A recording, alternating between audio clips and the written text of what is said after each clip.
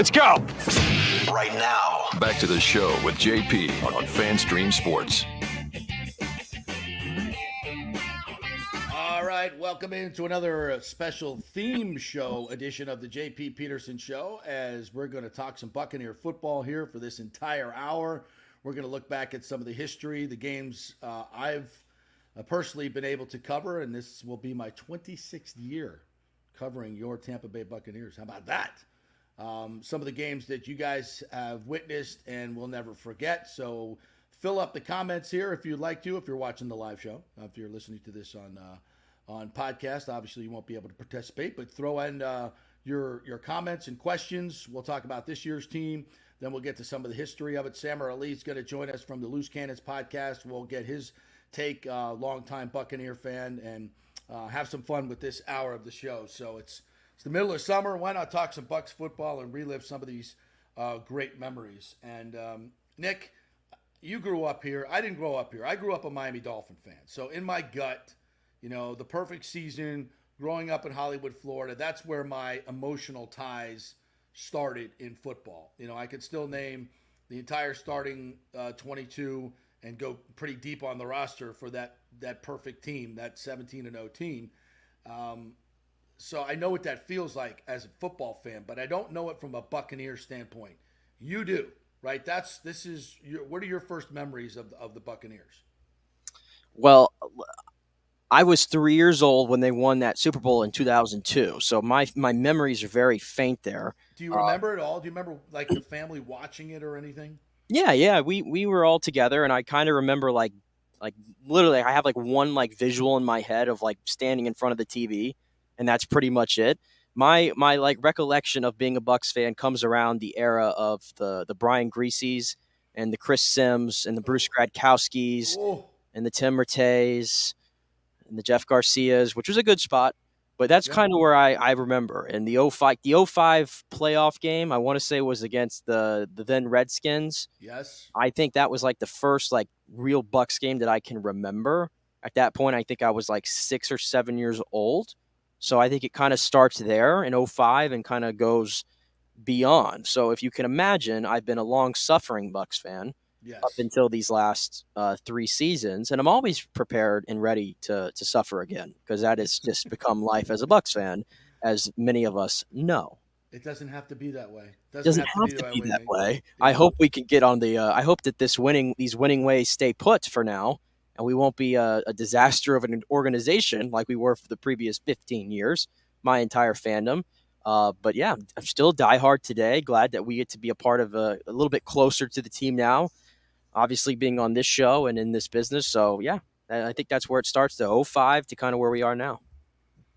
Yeah, and of course, as Thomas says, we get the creamsicle reveal is July 12th. They just put out a nice little video the Tampa Bay Bucs did on Twitter with it's a little 12-second video, and it looks like July 12th is going to be the reveal. Interesting. We've already seen a little bit of a. And Rondé's in this video, by the way. Oh, of course. The guy who you told me doesn't even like the creamsicle. I don't think he does. I'm not. I'll double check that, but yeah, I don't think. If you're a player, come on, what do you want to play in those pastel jerseys? They're just so. This is why I understand the nostalgia. I get it. But from an outsider standpoint, we laughed as the Dolphin fan, and we had our pastel aquamarine jerseys too. But aqua is a little bit better. I don't know. Those classic Dolphin uniforms were pretty good. The all whites with Larry Zonka 39 with the freaking like bar on his nose that he broke like 15 times, carrying a ball like this, just running down the field, just trucking people. That was the brand of the team. I mean, they were physical football players, and even when they got there was a darker aquamarine, kind of jersey, so it wasn't like the pastel Bucs. But we laughed at the Bucs. We're like, look at those jerseys, look at those things, those are ridiculous, and they're 0-26. They're terrible. It's only because the only reason why it has the stigma is because they lost in them so much. But that's they really but they also won. I mean, 3 years after being an expansion team, they went to the NFC Championship game. They damn near Right. made it to the Super Bowl. Right. People forget that. They only remember the 0-26, but that team, that Leroy Selman-led team, was pretty damn good with James Wilder and Jimmy Giles. Doug Williams, Doug and Williams. some others. No, I think if you're not a creamsicle fan, I think you have to admit at least Bucko Bruce is an elite logo. Yeah. Yeah. If you don't like the creamsicles, fine. I understand it's divisive, but if you don't like Bucko Bruce, then I can't be friends with you. This girl at Hat Tricks yesterday, we were having a couple beers, and the waitress had an old school Buccaneers with the pirate on it, Bucko Bruce, and it was a classic. I mean, I think that T-shirt was like 20 years old. She said, "Yeah, the owner has a bunch of T-shirts up there that we're allowed to pick out of the bag." And that's Steve, the owner over at Hat Tricks. He's got all the and he had this old creamsicle. Said that shirt's a classic. That one, and that looked good. That old Bucko Bruce, yeah, I like that. I like it as like a fan accoutrement, but as a jersey. But I'll get on the bandwagon. I do have, like I said, I have my Rondé Bucks jersey. That's a creamsicle one, and that is one of my prized possessions. I don't know where you can find one of those anymore. Yeah, I think they look cool, like for fans to wear. And celebrate and do it one time. I'm all good with it. But if y'all want to bring them back for good, no, pewter. I'll stick with the pewter and red. That's why. And I'm telling you.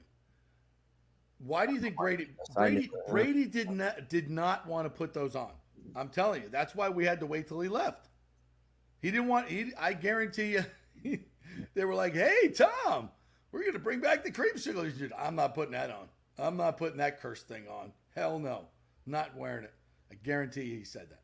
Anyway, so let's get back into it. So I started covering this team in 97 when I came here to work for WTOG, the old Channel 44, the 10 o'clock news, working with Beasley Reese, former Buccaneer. So that was kind of my first taste into, and of course, 97 was the year it all turned around. So clearly it was about me, to my good fortune.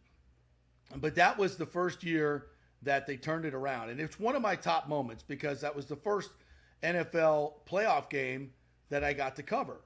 And it's one of my top 5 moments. The year that they went, remember the Lions came to the old Sombrero, the last year of the old Sombrero, and Mike Allstott, the third quarter, takes the football and runs 31 yards and puts the Bucks up 20-0. The place was going bananas.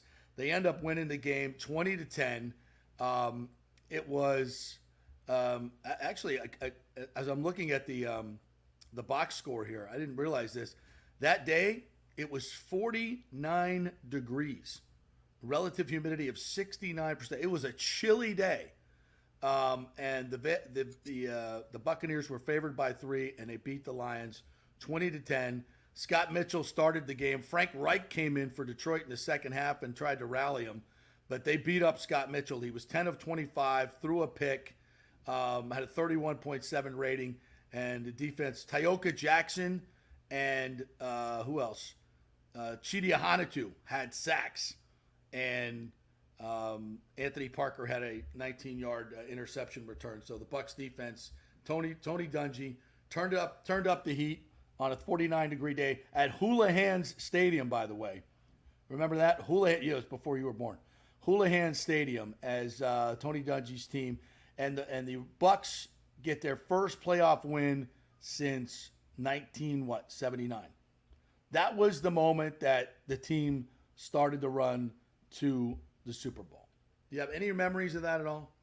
No, you're recounting games that took place when I wasn't even born, JP. But, 97. You've seen the highlights, I'm sure, right? I've seen the highlights of that game you're talking about against Detroit, which, I mean, all I know really about those 90s Bucks teams is that Barry Sanders used to kill the Bucks every time he played them.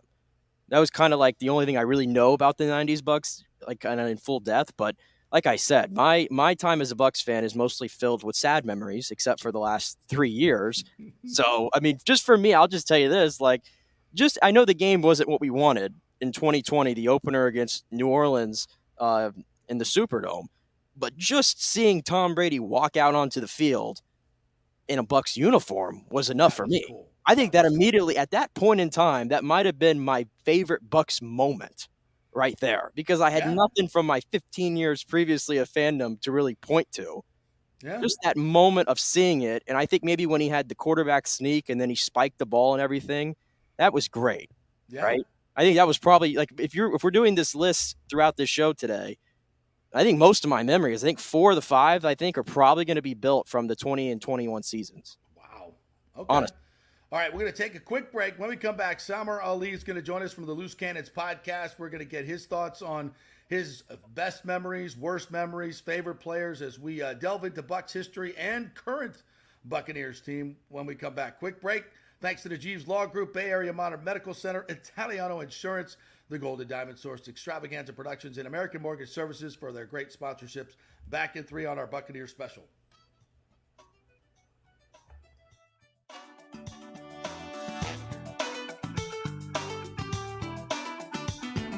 Insurance coverage can be confusing and expensive. I mean, where do you start? Which companies can you count on to pay out fast and fair? Well, call the great folks at Italiano Insurance. It's a family-owned business. Jeff and Nat Italiano are carrying on the 60-year-plus tradition of giving amazing customer service and giving back to the community through their annual backpack drive for needy students and their support of the local pediatric cancer patients. But it's the customer service that sets them apart. They can shop all your insurance needs and save you big-time money. Don't hop on the internet and waste time looking at some bogus reviews. Talk to knowledgeable agents and not some voice-generated robot. These are confusing times for homeowners, and Italiano's team of experienced professionals can provide the right coverage for every situation: home, auto, business, life. It's Italiano for all the pieces of your life. Call 813-877-7799 or go to ItalianoInsurance.com. Well, Fitz the mortgage guy did it again. A listener heard his ad, was going to another big bank, but called Scott Fitzgerald at American Mortgage Services of Tampa, and Fitz saved him $618 on his monthly payment. Are you kidding me? Folks, that's big money. Rates are going up, they're going down, they're going all over the place. Scott will shop your loan and save you lender fees and get the best rates. Email him, scott@amstampa.com, or call 813-294-7595. That's Fitz the mortgage guy. Lots of stuff going on right now, and these rates are going all over the place. You need somebody knowledgeable in the market that will work hard for you and get you the best deal. That's my man, Scott. He's done 3 loans for me, done thousands of loans for local folks here, works with a lot of the coaches and players in the area. He's the guy. 813-294-7595, or go to scott@amstampa.com. During COVID, over 1.7 million people were added to the Florida Medicaid rolls, but as of April 1st, 2023, most of these people may not be eligible for the Medicaid coverage and will lose their health plan. If you have been notified you are losing your coverage, don't freak out. It's very likely you can apply for a federal subsidy under the Affordable Care Act. Just call 877-652-0244. Our representatives will walk you through the whole process, get some basic information on your income, number of kids, and then they'll find a plan that best fits your needs. In fact, with the new laws, 90% of Americans qualify for reduced or free health care. You can select great plans like Florida Blue, that's my carrier, love them, paying $800 left after making the call. 877-652-0244.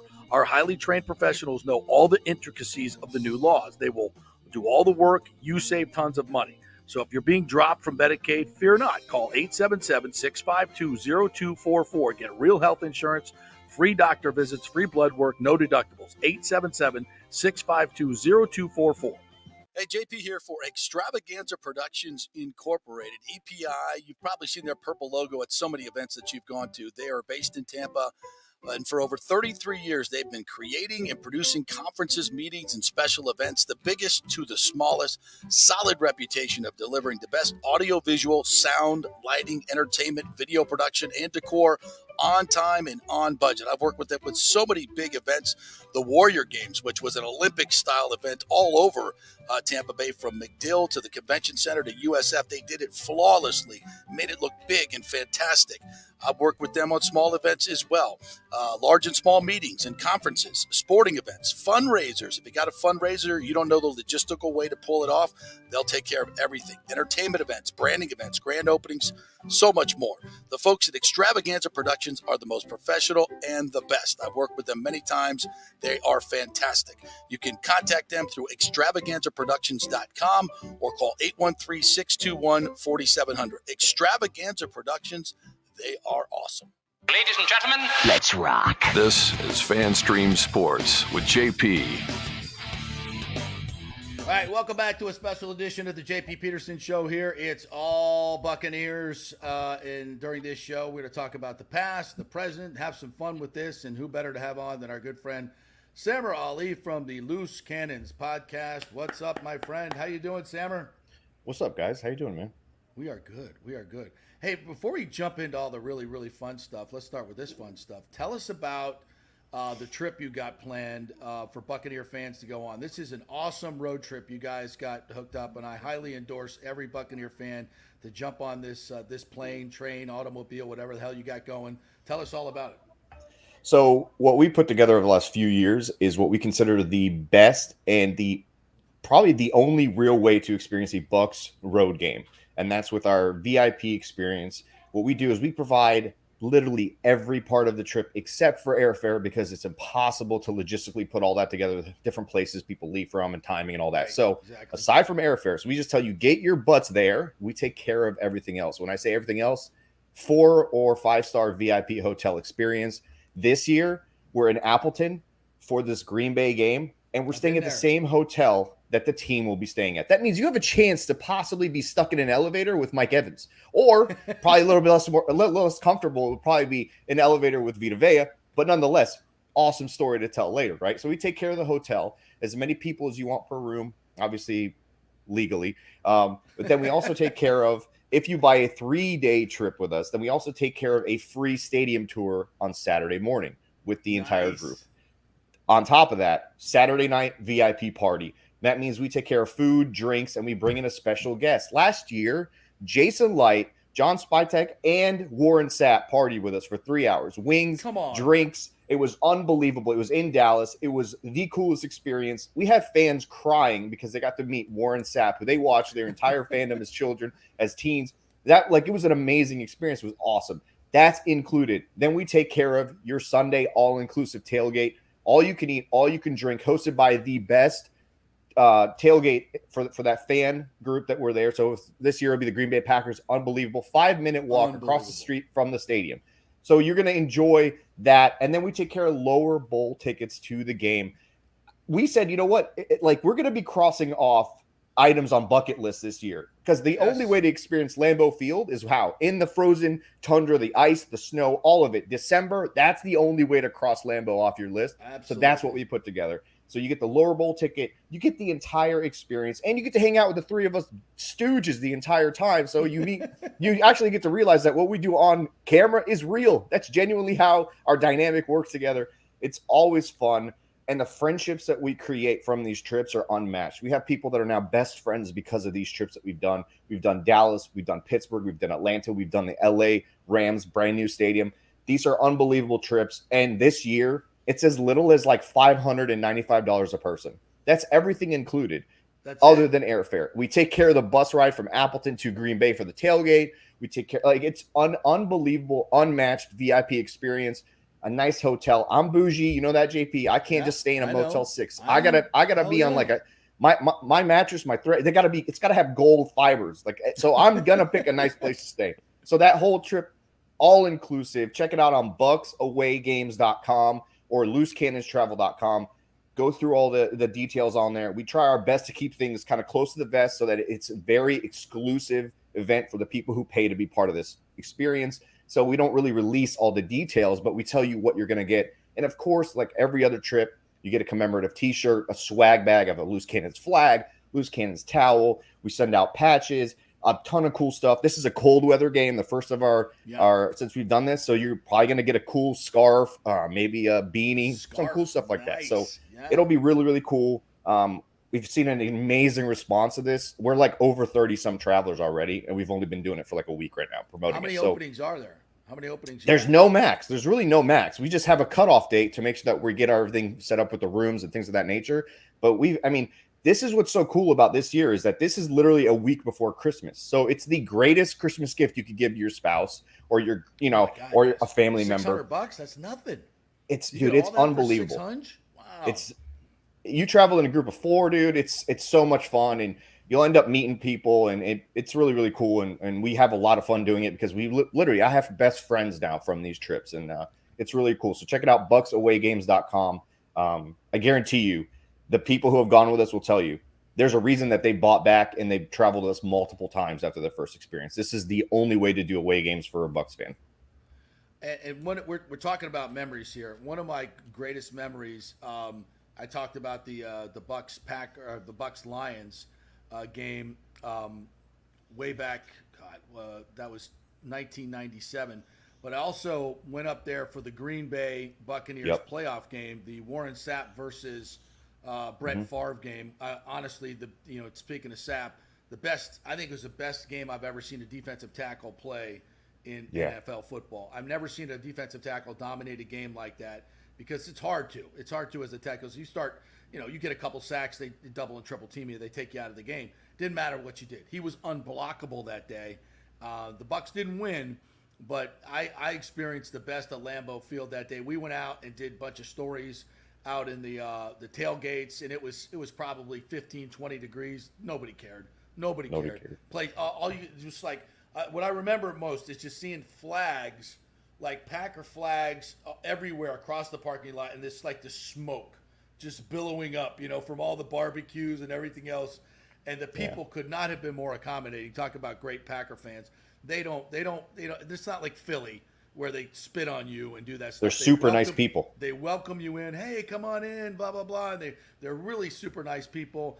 And it's the best experience. That day was one of my favorite days ever covering football. And it was, the Bucs played well. They could have won that game. But Warren Sapp. I remember Warren Sapp and Jacquez Green. The only 2 reasons we were in that game. It wasn't even. Otherwise, we would never even been in it. It was unbelievable. I mean, we were so close to. I remember that game, but it was good. And that was just the start of it. I think obviously 99, they get 98, they go 8-8 because I think they were reading all their press clippings that year.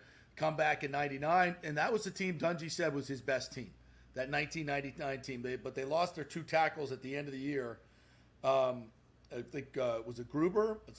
Was it Gruber? No, maybe not Gruber. But I think it was Gruber. Jason Odom was one that he lost. But lost both their offensive tackles. Couldn't score a lick, and of course the Rams. That was a Super Bowl team. That was a Super Bowl team, JP. That was. Yeah. I mean, you guys are talking about favorite moments, and top 5 moment for me is that divisional round of that season, the 1999 divisional round. We were down 13-0 to the Washington Redskins back then, led by Brad Johnson, right? Yeah. We had Sean King stepping in for the inconsistent Trent Dilfer. We end up going down 13-0, and on the back of Mike Allstott, and probably one of the greatest runs I've ever seen for 2 yards, a touchdown. It was unbelievable. He made I think everyone on the defense missed him at least once or twice, and then he ends up scoring. It was an unbelievable game, and we get to that 1999 NFC Championship game.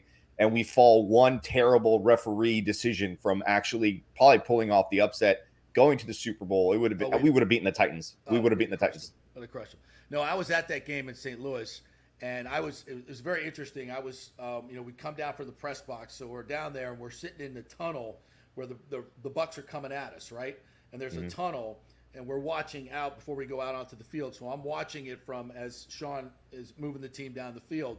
And Bert Emanuel crosses right in front of us, to make that catch. And I remember, I could see it in my mind's eye right now, him laying out horizontal and clutching that ball. He had the ball in his hands before he hit the ground, and he controlled the ball. That would have been a catch today.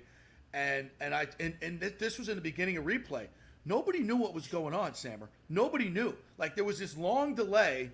And we're all looking at the replay, and one of the press guy goes, "Oh, they're looking at this to see if it's a catch," and I'm like, "What? What are we talking about?"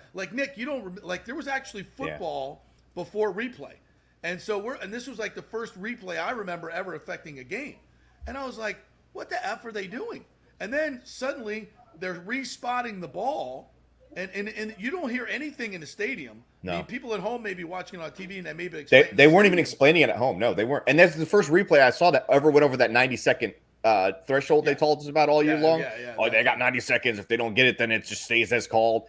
And this went on for like 3 or 4 minutes, if you remember, JP. And it was like the most. I'm like, what are they doing? Literally, Nick, you don't know this, but that play changed the rule. That was the Burt Emanuel rule. That changed because of Burt. I didn't know that play. Yeah, wow. that literally changed the rule of how that catch would be judged from that point forward. So the Bucs are huddling up on the 20-yard line.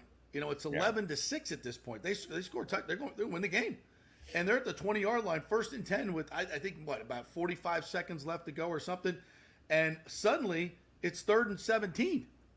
Oh, it's actually 4th down. It was 4th down. And 17. Yeah. And you're like, what the F just happened?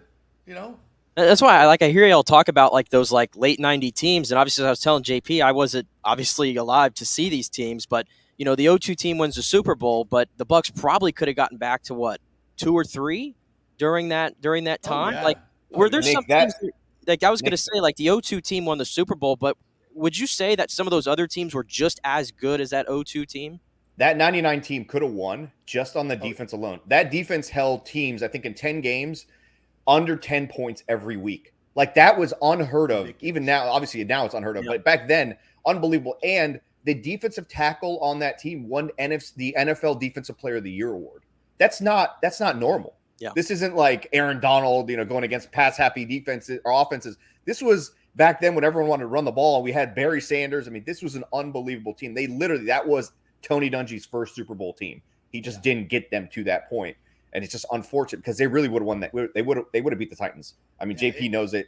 We would have crushed. I mean, the only reason we may have lost is Eddie George, but I think we faced him in '98 and he embarrassed us on Sunday Night Football the year before that. So the Bucs were in a habit. Derek Brooks, Warren Sapp, John, they don't forget those things. No. They made up for the Barry Sanders embarrassments that 1997 year when they crushed him after he hit 2,000 yards the week before that in the NFC wild card. We crushed Barry. I think we held him like under 30 or 40 yards.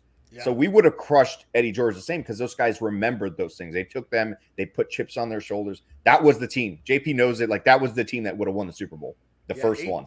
18 carries for 65 yards for Barry Sanders. Yeah, that's not normal. That's nothing. That is not Barry Sanders numbers. If you go and you keep him under 80, you're usually happy back in those days. Yeah, no 3 yards a carry. We'll take that all day long. Absolutely. No, that was one of my great memories, and I've been known to embrace a few conspiracy theories in my day. There's no way the NFL wanted that Buccaneers defense going up against the Titans in the Super Bowl. No effing. They were not going to let the greatest show on turf not make it to the big game. That there was no way that was happening. That Ricky Prohl catch was less of a catch than the Burt Emanuel, the one that won the game in the corner of the end zone. It was a great catch, by the way. We would have won that Super Bowl probably 9-6 or 9-3. Yeah. Like no touchdowns would have been scored the entire game. It would have been the most boring, exciting Super Bowl ever, probably. But I will say that Ricky Prohl catch started a long list of Ricky Prohl, he tormented us after that moment. He caught passes against us for every team he ever played for after that. Massive first downs on third downs that we needed, almost like the Jake Delhomme curse that started when he completed a third down slant route at the end of a game when we knew we had to stop him to get the ball back. And then that was when he was a Saint, by the way. So he started as a Saint, and that carried over, became a Panther. And I don't think he lost to us more than twice his entire career after that. And Ricky Prohl was a Panther who caught a pass against us to win a game as well. Yes, that's right. That's right. So it comes together. Your recall of Bucs history is ridiculous. Ridiculous. Thanks. Just absolutely ridiculous. And that's why, when you tweeted out, I don't know what a raise is. You have no other interest in your life except the Buccaneers. That's it. That's all you have. I have other interests, but I'm not a baseball guy. I just can't watch something that's so. I know they made the game faster now, but still, it's just so monotonous. And there's like 1,000 games a season. How does any game matter at that point? And then I saw the other day one guy missing games because he has a blister. I'm like, what? Tell that to a hockey player. Tell a hockey player, hey, you got a blister. We're going to sit you for a few. That's not happening. And it's the player that's about to get like a $600 million deal, by the way. I know. This is like the new version of Babe Ruth, apparently. Oh, my God. I played with that guy on MLB, the show, or whatever it's called, the video game. Yeah. I'm like striking guys out and hitting home runs and grand slams with this dude. I'm like, what are we doing here? This guy's a cheat code. Well, do you get into the Lightning though? Because I know obviously a lot of people get into that here now. So I've gotten into them over the last 5, 6, 7 years. And I will say from the very first game I went to, even 10 years ago, it's the most fun you will have at a live sporting event. I've been to NBA games, NFL games. College football is right there under it, but the excitement you get just going to a regular season hockey game is unmatched. And then when the Lightning are winning, and it's crazy. My son, when he was, I think, 7, I took him to his first sporting event ever, and it was the Eastern Conference Finals against the New York Rangers. And they won that game. They scored like 5, 6 goals. I mean, I'm like, yeah, I don't think you understand how spoiled you are, kid, because this is great. Like, this is not normal what you're getting to do here, but they're unmatched, and they're just so much fun to go to. And like, I'm thinking of becoming a season ticket holder next season just because of how much fun you get to go to. Those games are just so, like, you could go to any hockey game. It doesn't even need to be the Lightning. They're always exciting and fun. There's little to no downtime. It's seriously, it's the best sporting event you'll go to live, in my experience. 41 games is a lot. So I tell everybody, it's a lot of money, number one, and it's a lot of time commitment, especially because they'll have 4 and 5 game homestands. You split them with a buddy, it's perfect. It's absolutely perfect. Then the cost comes down. You can't go to, and if you want to go to the games together, you guys can do that. It's a really good situation. But back to the Buccaneers. And we talk so much about the Rondé pick being the ultimate moment, and I'm never going to argue with that. I was there in Philadelphia for that, and it was not only one of the greatest Buccaneer moments, one of the greatest plays I've ever seen, and it's just such a demarcation for Bucs fans, right? Like, that was the moment we knew we were going to the Super Bowl, and that team was just not going to be denied. It was just not going to be denied. Is that your top moment? If you had to rank the top 5, Sam, or is that easily your top 5? It's easily the top moment. People keep trying to slide that Scotty Miller touchdown before halftime against the Green Bay Packers into that. I'm like, no, that wasn't the NFC Championship game. No offense to Scotty. And that wasn't the determining factor in like sealing the deal, closing the door. That play didn't make me cry. Rondé Barber, that play made me cry. Okay. That was unmatched.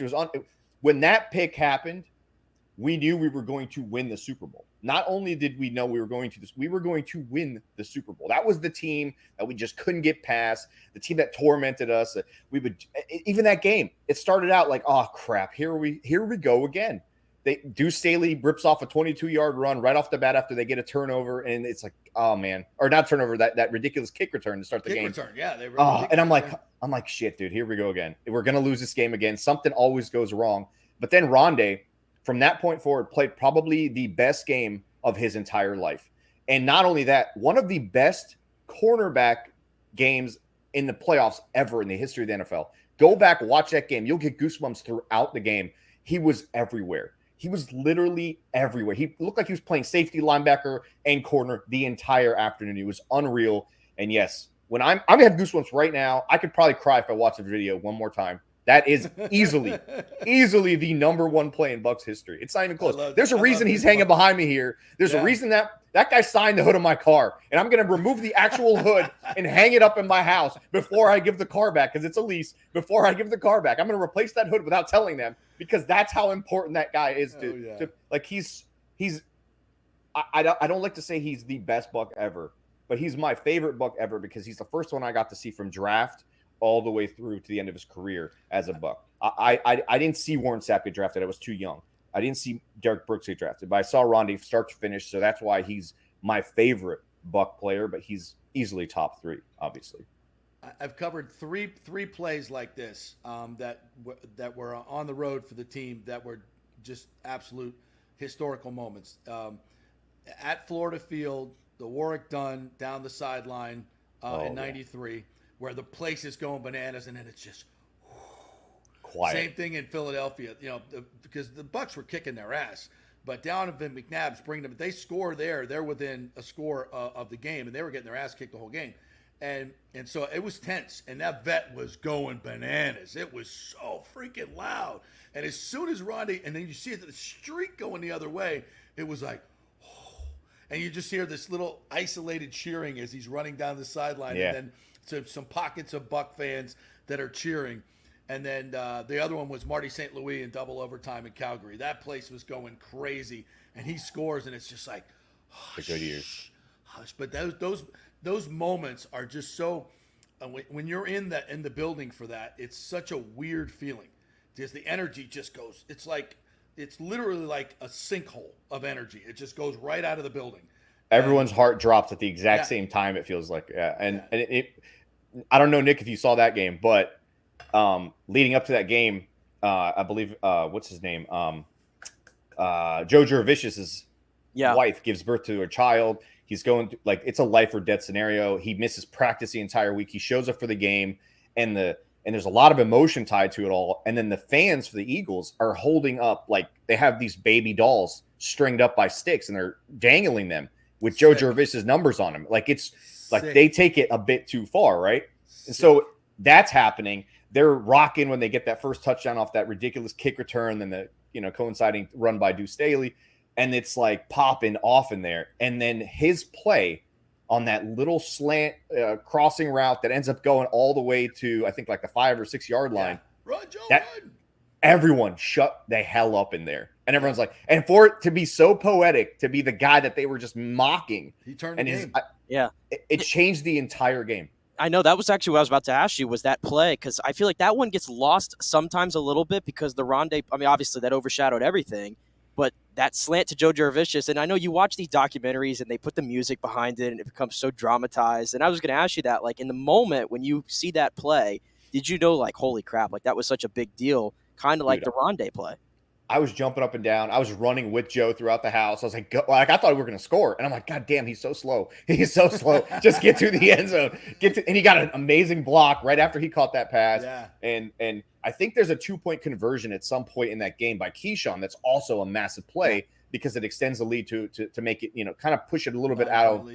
Yeah, it makes it a little bit more difficult for the Eagles to come back. But that play by Joe, I would rank that higher than Scotty Miller's touchdown against the Packers. Yeah, I know people get emotionally invested in that play with Scotty and all that, but listen, we were going to win that game anyway. Mike Evans he was the MVP of that game in the first quarter. He had 2 touchdowns. He was unstoppable against their best corner, as they kept telling us all week long against the Packers. Right. But that Joe Jurevicius play, massive. And that dramatic music, Nick, it played in all of our minds. We all heard it in that moment. Yeah, like even the Gene Deckerhoff call. Like, to me, the Rondé play is not the Rondé play without the Gene Deckerhoff call. Yeah. Like, I can't watch it. I can't watch the TV broadcast of that where it's just Joe Buck kind of, doing his monotone thing throughout. It doesn't do it justice. Yeah. The same thing when Joe's going down the sideline and Gene Deckerhoff's like, "You go, Joe. You go, Joe." I've never seen Joe run that fast before. Like, it just makes it so much bigger. Joe Buck, I think, had money on the Eagles winning that game, and I think Troy Aikman was still like a little bit, he was a little bit lubed up at that point in the game, so he wasn't really there. I don't know if you remember watching. Troy was he wasn't all there when he was doing games at the beginning of his career with Fox. You're right. I think you're right. All right, but nonetheless, that play was massive. Yes. Let's take a quick break. When we come back, I want to get your top 5 moments and top 5 players, and if you want to do some worst 5, you can do that as well. We'll run through those.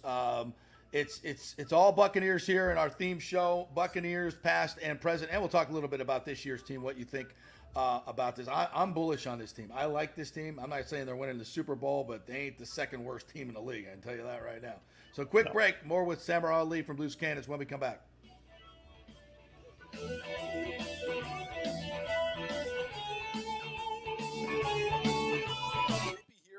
Jeeves Law Group. Have you been injured in an accident, in an auto accident, truck accident, motorcycle accident, at work, or at a place of business?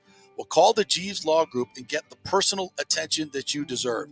I made the mistake many, many years ago with going with one of the bigger law firms, the national law firms. And let me tell you, getting a call back from those folks was next to impossible. Weeks and weeks would go by, never get a call back. That doesn't happen with the Jeeves Law Group. Personal attention is what they're all about. When you call the Jeeves Law Group, you will be part of the family. They will represent you in a vigorous and aggressive way against the insurance companies. These larger companies will promise bigger settlements, but it's the Jeeves Law Group that will get you the best results. If you're tired of dealing with these bigger law firms, check out the Jeeves Law Group. Go to JeevesLawGroup.com, tell them JP sent you, get a free consultation. It's the Jeeves Law Group. Scott Jeeves has been representing clients in the Tampa Bay area for over 25 years. Give them a call. It's a free call, 727-894-2929, 727-894-2929, or go to JeevesLawGroup.com.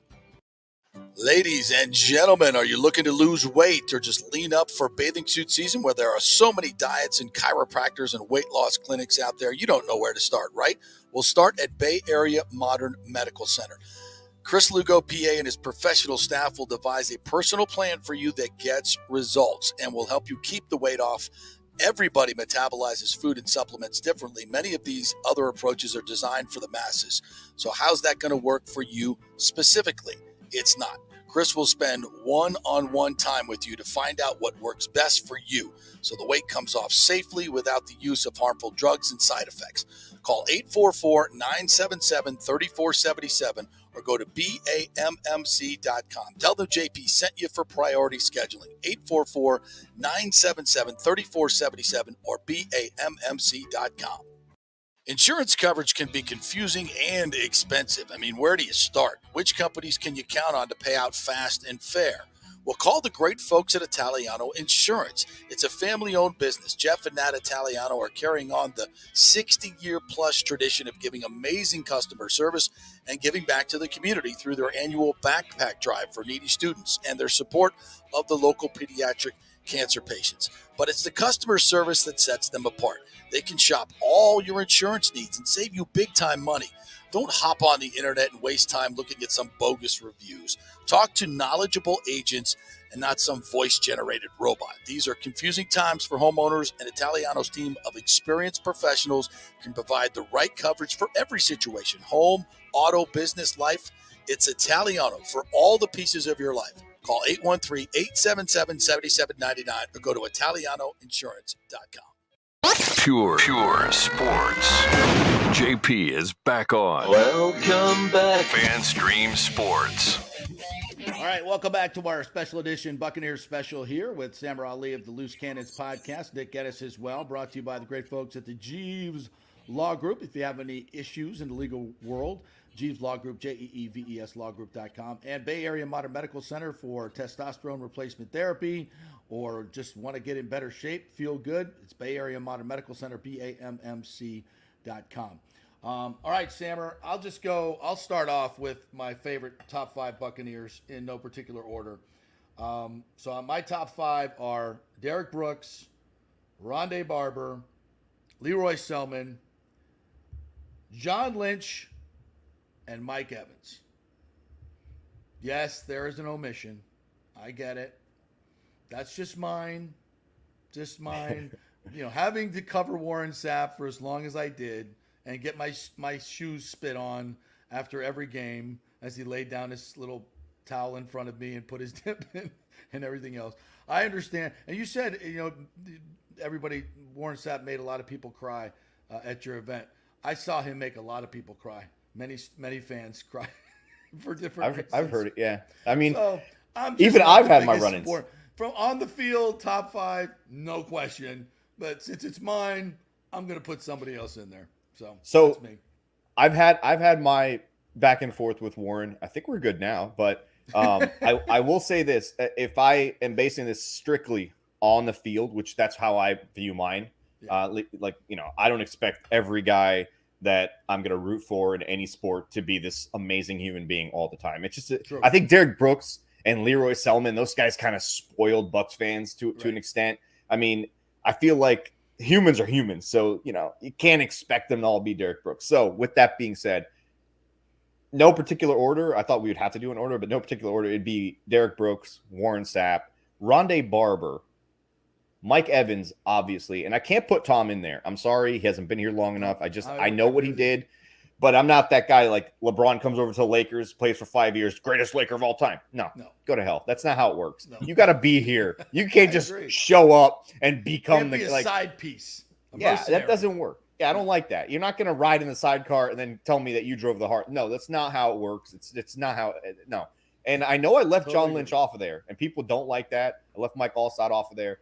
But my 5th one would be Leroy Selman. I didn't get to see him play. I've seen the highlights, but I've heard so much about how he was like the guy who changed things, and he's the first Hall of Famer that this team's ever had. So he's got to be in the top 5. But Mike Evans is making a push to be maybe the greatest Buck of all time, easily the greatest offensive player this team has ever seen, ever. And it's, I don't see him slow. I mean, he's done it with Mike Glennon and Josh McCown. Right. What are we talking about here? Come on. What are we talking about? And Jameis Winston, who will pad your stats, no doubt. His interceptions don't go on your stats, so he's Jameis was great for Mike. Jameis was great for Mike. He was like fantastic. he was like his Benjamin from FSU. He just throw the ball as anywhere near this guy's massive 10-foot arm reach, and he'll throw it to him get 15 the ball. times a game, and good things are going to happen. Yeah. Unless it's a comeback or an out, then don't do that. Yeah. Jameis still did. Obviously, if you remember the Carolina Panthers game in London, that was absolutely terrible. But yeah, Jameis was great for Mike. That's why they were good friends, man. They're still best friends, I think, to this day. Yeah, I was gonna say for my top 5, I don't think anybody's disputing the Brooks, Sapp, Barber. That was my 3. That was my 1, 2, 3 right there. I'm honestly with all due respect to Leroy Selman, because it was so long ago away from my fandom. It's fine. It's your list. This is my list. I'm gonna leave him off for now, just because I didn't see him with my 2 eyes. I think that's fair. That's My 4th one, I'll go ahead and put Mike. My 5th one, and I'm still leaving John Lynch off this list, by the way, because I will go to bat for Levante David every day of the week.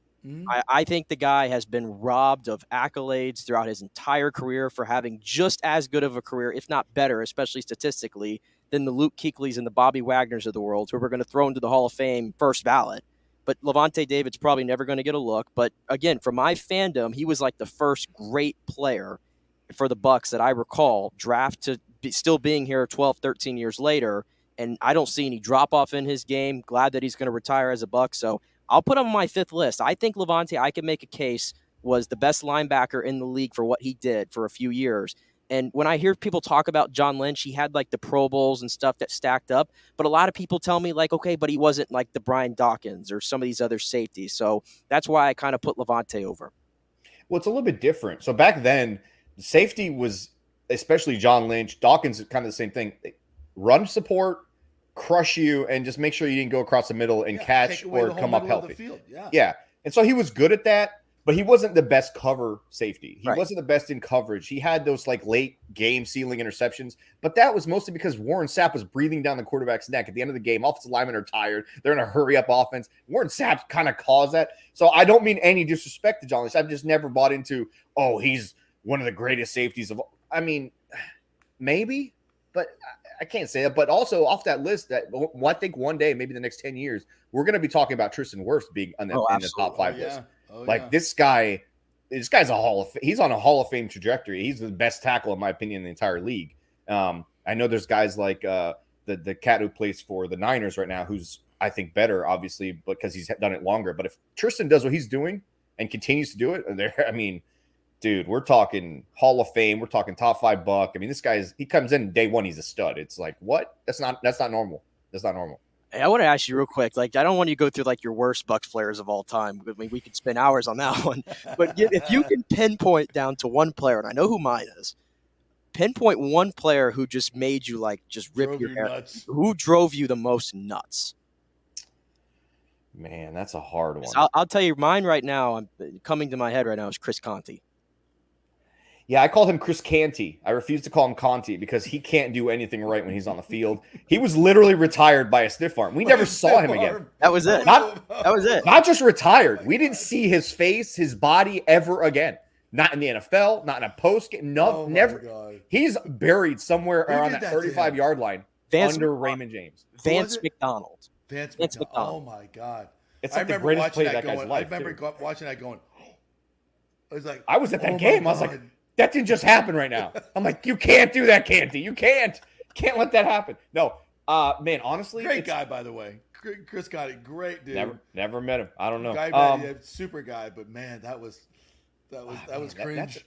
That's a tough one, Nick. So this is not going to be popular. So I will say Kenyatta Walker drove me nuts because I didn't understand what he was doing out there the entire time.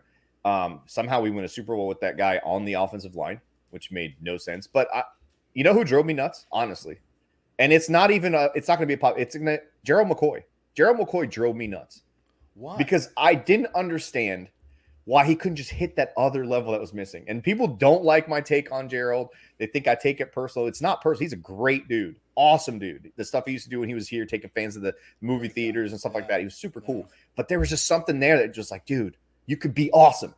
Go be awesome. And he just wouldn't be awesome for me. It just drove me nuts. I don't know. He's got to be in that conversation. I supported him because I felt like he wasn't the problem. The rest of the team was such garbage. I just like, what can one man do?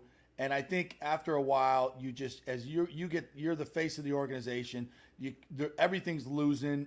Everybody else around you is failing you. It's a team sport, you know? And he's got to sit up there and take all the questions and do all. I just think it just got to be too much of a burden on him, you know? And it's just, you're out there busting your ass every day, getting double teamed. And you're just like, dude, could somebody score a touchdown? Could somebody help me out here? Could somebody get a pick? Anyone? Like, help me, please. The other side of the coin there, though, the other side of the coin there was that he had moments where he's the leader on the defense, right? Levante was there with him too. Levante had no problem making plays, making splash plays, doing his best. And so they're both on the same team that absolutely sucked most of the time. Right. Why couldn't I get a splash or a game-changing? Was I holding him to a Warren Sapp standard? No, I don't think so. Yeah, I don't think so. That was part of the problem too, because we wanted him to be Warren Sapp, and he just wasn't going to. But I personally didn't. I just wanted to see, like, get this sack for me, get this 4th down stop on 4th and 1 to end the game. And he, in almost every single one of those scenarios, I think in almost every one of those, he did not make that play. I didn't see him cause a game-changing play or a game-winning play. It's maybe it's a lot to ask from a defensive tackle, but I get it. You know who mine is, and it's recent. Jalen Darden. That dude just would run for the sideline every freaking time. Like, every freaking time. I never seen anything like it. Dexter Jackson, not the bad one, the 2nd-round pick that Gruden loved so much. Appalachian State. Who ran a 4.2, and he went, oh! And the guy, it was like, that guy would run away from contact every single time. But Jalen Darden took it to a new level. And this team allowed him to for like a year and a half. The dude just ran to the sideline every time he got the ball. I'm like, will somebody get him off the field? Stop it. But JP, up until he got released last season, he was actually getting a 1st down for you every time he touched the ball on a punt return, which is, I guess, what they told the coach you to do. Go get us a 1st down. This is Michael Clayton. I heard Michael Clayton go off about this once, and he said, special teams coach tell you to do running away from contact. I agree. It's football, for God's sake. He's gone, punt returner. But you know who else I could consider the worst Buck of all time? Calvin Johnson, because John Gruden did not draft him when he could have drafted him. So he is one of the worst Bucks of all time. I don't think it works that way. That's how it works. We could have had Calvin Johnson, man. We could have had a lot of good players that we didn't take over the years. Come on. All right, so finish your list. Give me your top 5 moments. Oh, top 5 moments. Rodney and Philly. Here's mine. Rodney and Philly. Rodney and Philly. Brady to Gronk in the Super Bowl. That, to me, was the moment, the underneath route. When I'm like, Brady to Gronk, that to me encapsulated the whole Brady Gronk era. That was my moment in our stadium. I was like, we're gonna win this game. This is over. So that was a big moment for me. A play that nobody ever talks about: Derek's pick 6 in the Super Bowl, because that's what really sealed the game. That sealed, like, there was no coming back at that point. No chance whatsoever. And it was Derek Brooks, and it was the Super Bowl, and it was a defensive play, and it's a defensive touchdown. So to me, that one really stands out. The Lions at the old Sombrero Houlihan Stadium at that point, that was another big moment. And I gotta throw in. Can we count the Brady to Cam Brate Lombardi toss in the boat parade? Can we count that? Why not? As a moment? Right? That was a reception, was it not? It doesn't go in the stats officially, but that was a reception over the middle in dire situations. It was wet out there. Contested catch, clearly. A lot at stake. Brady was under a lot of duress too. He was in the middle of he somehow gets the ball out. That was he couldn't even walk. He somehow completed the pass. What? It was a moment. I'm going to put it in the top 5. It was a moment. What are your top 5? What do you got? So Rondé with that touch with the pick 6 top moment. Another top moment, I would say Sean King, Warwick Dunn, Monday Night Football, Rams revenge game following that 1999 season. Yes. handoff goes to Warwick. He gets spun around, and that was such an amazing play, and how it works out. We get the first down. Another play in that game people don't talk much about is that Jacquez Green catch where he gets absolutely hammered on the sideline, ends up being a catch. Yeah. Somehow they give us that one. That one was a little bit closer, I think, than Burt. The other one, the Mike Allstott play I talked about against Washington, that sends us to the 1999 NFC Championship game. Yep. And then let me see. Do you guys remember 2002? Warren Sapp gets a strip sack on Mike Vick, somehow ends up with the ball, pitches it to Derek Brooks, who then lumbers down, ends up getting a touchdown off of it. That was the year that Gurdon said, "You guys are a great defense, but I want to see an amazing defense start scoring some touchdowns for us." And that was one of those touchdowns that we scored that season. And then this is a play that just stuck in my mind. It might not be considered the greatest play of all time. Do you remember the first year we had Burt Emanuel? We had Trent Dilfer, we had Jacquez Green, and we played the Green Bay Packers on a Sunday night game. It was the monkey off my back game that Trent Dilfer called it. He hits like two crossing routes, almost like one possession and then the next possession right after it. One to Jacquez, one to Burt Emanuel. Same exact play, opposite sides. Yeah. They go like 60-something yards down the middle of the field, score touchdowns. Huge games. I think that was the first game that Trent Dilfer rocked the what's his name? The guy who played for the Steelers. He worked for Fox forever. Bradshaw? He rocked the Bradshaw face mask that game because everyone kept saying he's like the modern day Bradshaw, just complete passes and let the guys do his job. And that was the epitome of Trent Dilfer's greatest moment was that. Just get the ball on this little 3-yard hit or 3-yard slant route. Just let those guys go. Yeah, that was a great moment for me. I was a kid. That was a big time. I was like, oh, we finally beat the Packers. It was awesome. I remember that. Nick, you got the top 5? Yeah, I mean, obviously, like the Rondé one goes in there. The Brooks pick 6 in the Super Bowl goes in there. I tell you what, the Scotty one has for me. I mean, that's got to be for my fandom. That was it for me. The Scotty play. You said that one didn't bring you to tears. That pretty much it was pretty close. The Scotty one was pretty close for me. It's honorable mention for me. You could be honorable mention for you, but for me, it's up there. And in that same season, because a lot of these moments are going to be more recent for me. The Devin White interception off of Drew Brees in the divisional game against the Saints. Oh, my God. Oh, my I completely forgot about that game. Yes. I mean, the Saints have been just a thorn in our ass for years, and that was finally the moment, like, we got him, where we sent Brees into retirement. Like, it was just perfect. I give you – and you know what's an honorable mention? And this one really has no significance. I don't know if anybody really remembers this, but this actually goes to 2016, okay? Because this was the first season as a Bucs fan where I thought we had something in my time. If you recall the 2016 season, which turned out to be fool's gold, but the Seattle game at home, and those are when the Seahawks were still the Seahawks, right? Coming off the Super Bowl. And we won that game 14-5, picked off Russell Wilson 2 times, picked him off 2 times, sacked him 6 times. Mike Evans had 2 touchdowns. He completely burnt Richard Sherman on the side. That's when we knew Richard Sherman wasn't the same player after that, I don't think. And so that one is an honorable mention I throw in there, even though it doesn't have any significance really. But for me, that was my first moment where I was like, oh, the Bucs might have something, which they did not. Yeah, that was a good I remember stuff, that guys. All right, we got about 2 minutes left. So, Sam, I want to get your take on this year's team. I'm bullish on this team. I think his offense is going to be much improved. I think the defense can be freaking dominant. If Kancey can play the way we think he can, I want to see our high-paid corners start catching the ball. I think Winfield's going to have a big year. If Devin shows up and will play with some passion, I think this defense can be unstoppable. I think this team can win 9-10 games and win the division. What do you think? Listen, this is the first year. People are sour right now on Todd Bowles, but this is the first chance that he's got to actually build this coaching staff and this team to the way that he wants it built, to his liking, to his style. He went out, he found an offensive coordinator that's going to satisfy his philosophy, but still score points. This team reminds me a lot of last year's Seattle Seahawks team that no one gave a chance. They said, oh, these guys are going to be picking top 3. They're going to get the next quarterback. They've got it all figured out. No offensive line, no defense, completely disrespected. Geno Smith comes out, coached by, as we call him, Dave Cajones. All right. This guy comes out there, coaches him up, turns him into an MVP conversation quarterback for the majority of the season. People were talking about this is the reason this team is winning.